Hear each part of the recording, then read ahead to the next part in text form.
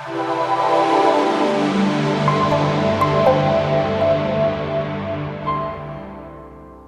what's going on, my friends? Welcome to my YouTube channel. My name is Victor, and today I'm going to share with you 5 things I think you should know about this extremely powerful and game-changing winter solstice taking place on December 21st, 2019. This is a very important time, and I normally don't do energy updates on random dates like this. I usually do them on the new moon and the full moon and maybe for the whole month.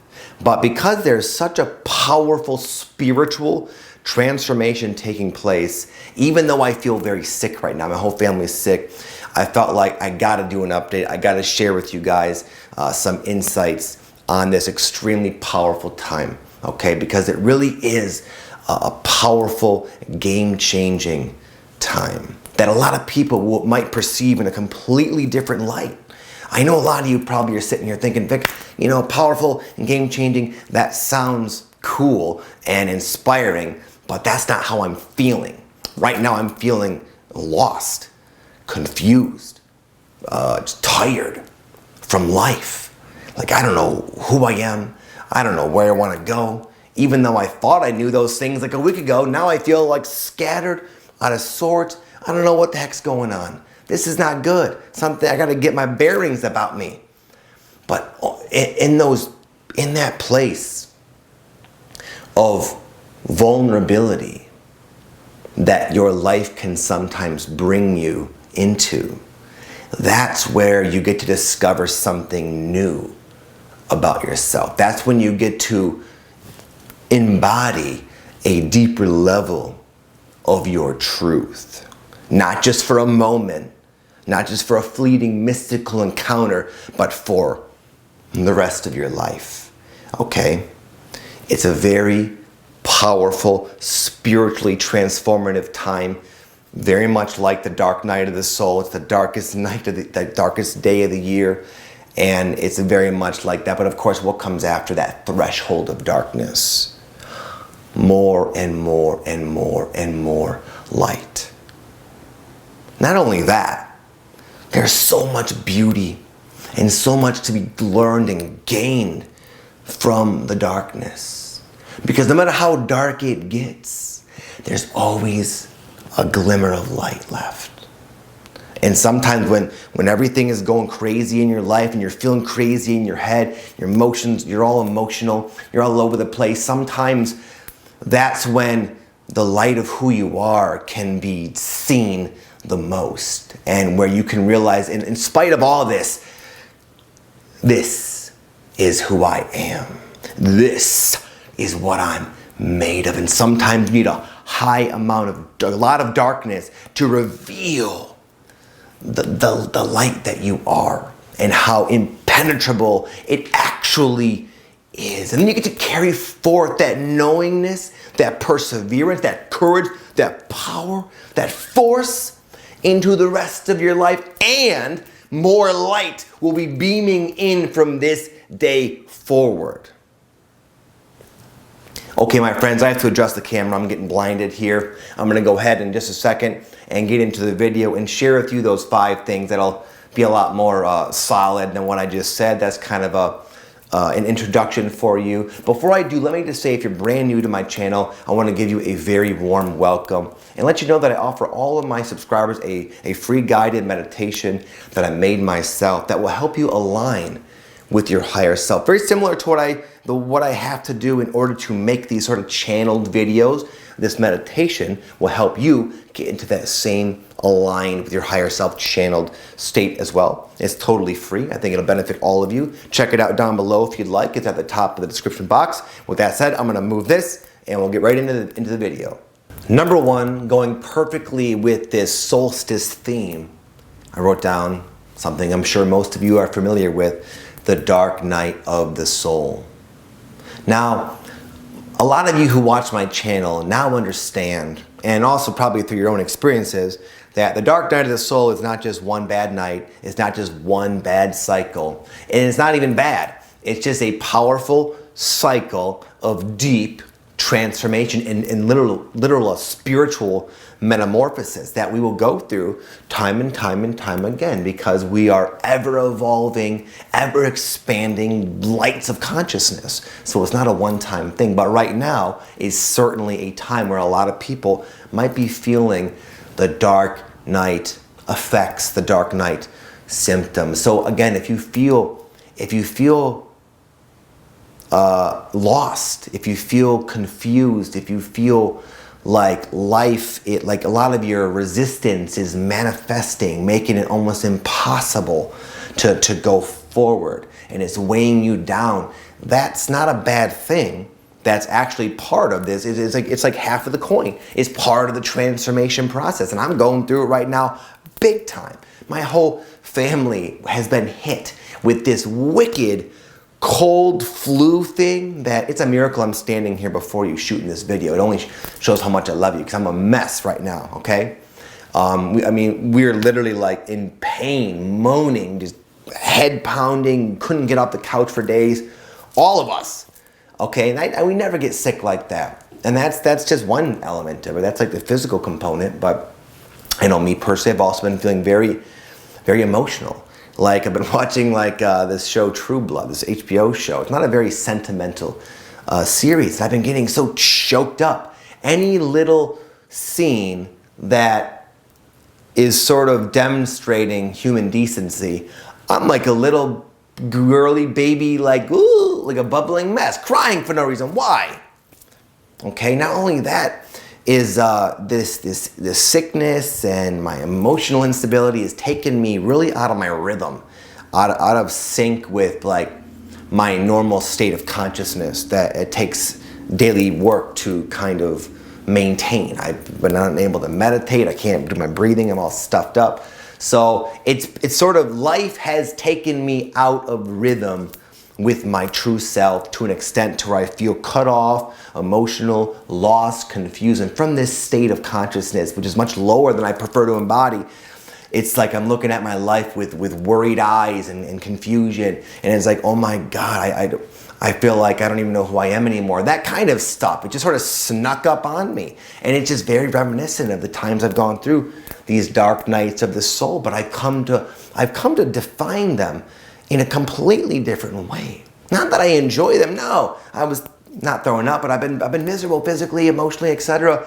But I know, I've been through enough times to understand that it's connected to, it's part of an extremely worthwhile, beneficial, positive, game-changing transformation. And again, not only is it part of, not only does it imply good things are in the mail, and I know a lot of you intuitively sense that, even though if you don't see, it doesn't seem that way. It's more than that. It's in these dark nights that we really get to uncover our true power. Okay, I'm gonna get more into this in a moment later in the video with how this discovery of the awesomeness of who you are can take place during the dark night. But I want to just make this first point to let those of you who feel a little bit weary and like, what the heck is going on? And you're feeling like that, feeling kind of like me, to know it's okay. And not only is it okay, like you're gonna be fine, it's like you're gonna be freaking great. You're gonna be better, more powerful, more awesome, more aligned, more on your path than ever before in your entire life. That's what the dark night, the dreaded dark night of the soul really implies. Number two, as I mentioned, the dark night has a lot of growth and insights and just potential inherent within in it of itself, in it of that experience. And one of the things you might find is you're finally wisening up, becoming hip to, we'll say, I don't know if I said the first thing correctly, your sneaky patterns. It's a time of finally transcending sneaky patterns that dupe you back in to cycles you no longer prefer to experience. It can be very, very tricky. And I'll share with you as an example, one of mine that is really finally coming to light for me. I have this pattern where whenever I get on a roll, and whatever that means, even like for the day I'm on a roll, or for a couple of weeks I'm on a roll, just microcosmic, macrocosmic rolls I get on when I got momentum, positive momentum.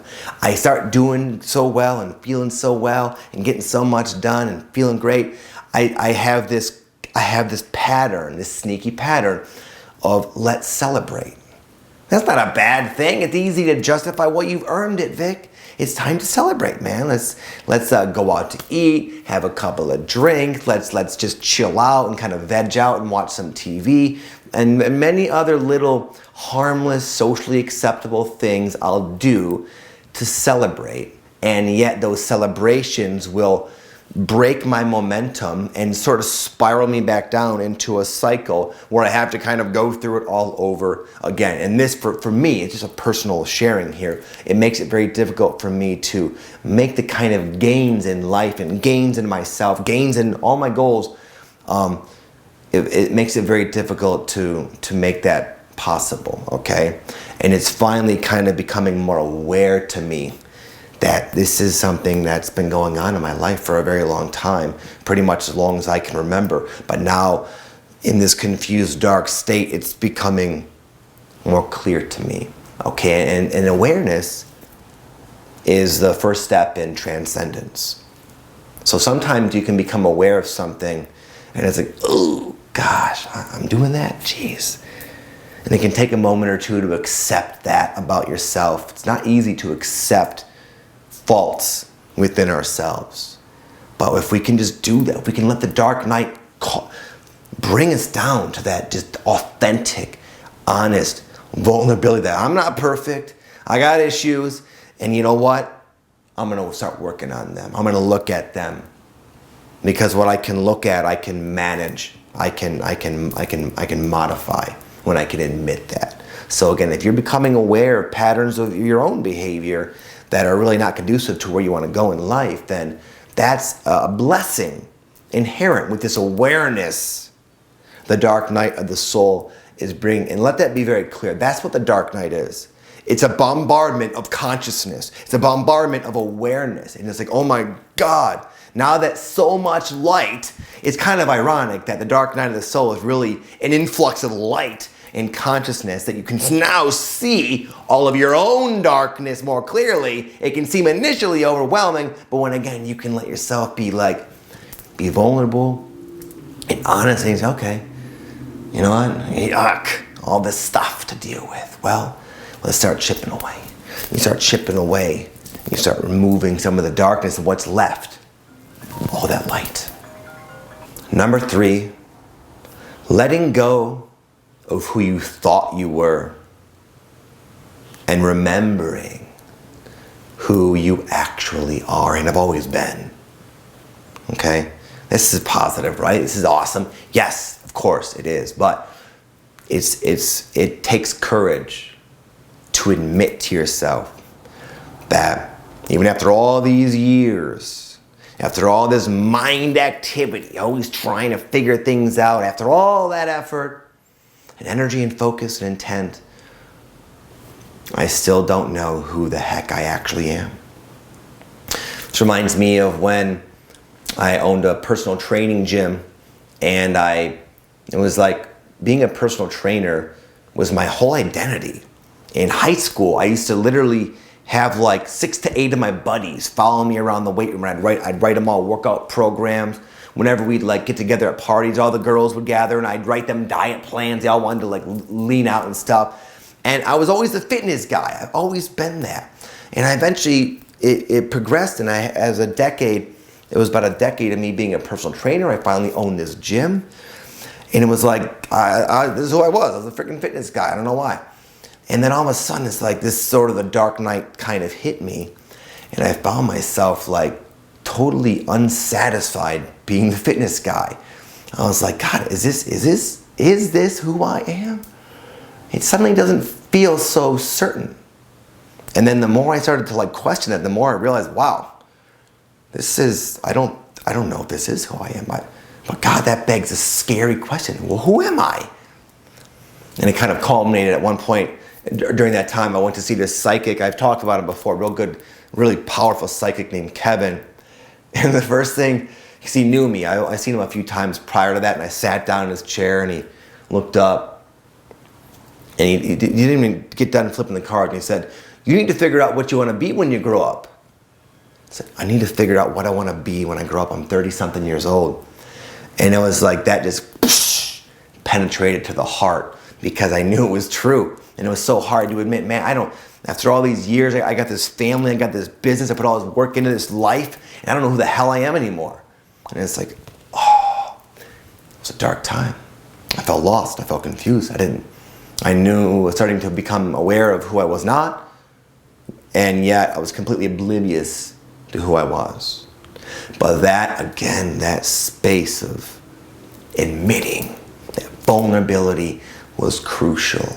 And eventually it gave way to literally a whole new career. More than that, though, a whole new life, a whole new identity. The person I am now compared to that person, it's like night and day. No pun intended. It's like completely, it's like, oh my God. And I could have never discovered this deeper expression of myself if I would have clung to the familiar that was trying to decay away, because it was time. Okay, so if you feel anything like this, let go. Let yourself be vulnerable. Let yourself not know. Because in that unawareness, in that uncertainty, that's when the truth can emerge. Number 4, if you can allow yourself to be vulnerable, you'll notice there will be what I will call bridges to your truth that make themselves known to you. Now, what did any of that mean, Vic? Of course, I'm going to explain. That's why I'm here, okay? I'll give you an example of what I mean by that. So just last night, in fact, I was feeling sick as a dog. And it wasn't even like I came to accept the fact that I was really sick. And I was going to have to rest up for a week probably. I felt so confused. I felt so unconfident in myself, just so vulnerable, so weak and diminished. And I went to my computer, because I've been on this Tony Robbins kick, if you haven't noticed. I just got back from Date with Destiny. Tony Robbins talks about how managing your state is so key. And I realized that because I've been sick, I've been not really in the best state. And I've been kind of dwelling in this lower vibrational, sort of sickly state. And from there, I've been examining my life. So I said, I need to change my state. So I decided to sit there, and I put on this rock song Rear View Mirror by Pearl Jam. It was a live version on Saturday Night Live. And my God, when that song came on, I started freaking going nuts. I had my son Sebastian, he's 4, in my lap, and I'm bouncing him up and down. And I'm like, oh my God, whatever reason, that was a bridge. That rock and roll music just fills my soul with an unexplainable amount of passion and light. And I was like, that's who I am. Not a rock and roll star, no, but just, I'm that rock and roll brings out the truth of who I am. And I can't explain it. It's just a feeling. It's an essence. It's a state of being that I can now go through life and create from that state of being. So again, it's like you might have something else that pulls you out of the dark night of the soul, your own bridge that reminds you of who you are. But again, it defies words and labels, and that's kind of the problem. And why the dark night has to kind of come out to shake us out of all these limiting labels, as flashy as they may seem to our conscious mind. They're not. They don't encapsulate the purity, the power, the potency of what we are. But you might find something maybe as drawing. Just lights you up. What is it that lights you up? And number 5, what would a dark night of the soul be without a breakthrough, without a celebration? Okay, one of my favorite analogies for what I'm trying to share with you that is highly, that this time is highly charged with, is from one of my favorite movies, The Shawshank Redemption. Tim Robbins was locked up for, I don't know, for life or a decade or something for a crime he never committed. And while most inmates have come to kind of accept their fate, he didn't. He dwelled and sort of had a little pity party for a short span there. But eventually he decided that, you know what? If I'm going to be here, I might as well work towards something. So he got this little hammer from his good buddy Red, this little hammer. And every single night when all the other prisoners were sleeping, again, they kind of accepted their fate, he would chip away. He would chip away through stone. He wanted to chip his way out of prison. And he knew it was just a matter of pressure over time. It'd be a lot of pressure, a lot of fruitless, tiresome pressure, a lot of risk. And eventually he found himself in this dark tunnel, just chipping away, chipping away. You could probably barely see. It was very tight, very confining, very uncomfortable, very scary. He could be caught. But there's that one last tap of the hammer, where that first light can shine through. Can you imagine the feeling? You can. Because that's what you're experiencing right now. That's what this is all about, my friends. You have been chipping away with a little hammer at your ego. And it's powerful and it's vast. And you've come to find out, I'm sure, in your own experience. But there comes a point of a breakthrough where the light can shine through. And all your efforts in that moment are seen as worth it. Not just worth it, but a blessing. An amazing blessing. This total experience, the darkness, the light, and the journey through, it's all a blessing. It's all amazing. It's all beautiful. And there's so much inherent in all of the cycles. And it's a blessing to be here. It's a blessing to be going through this with you. And I wish you all nothing but the best. I have to go rest now. Have an amazing day, my friends. Talk to you all next time. Peace.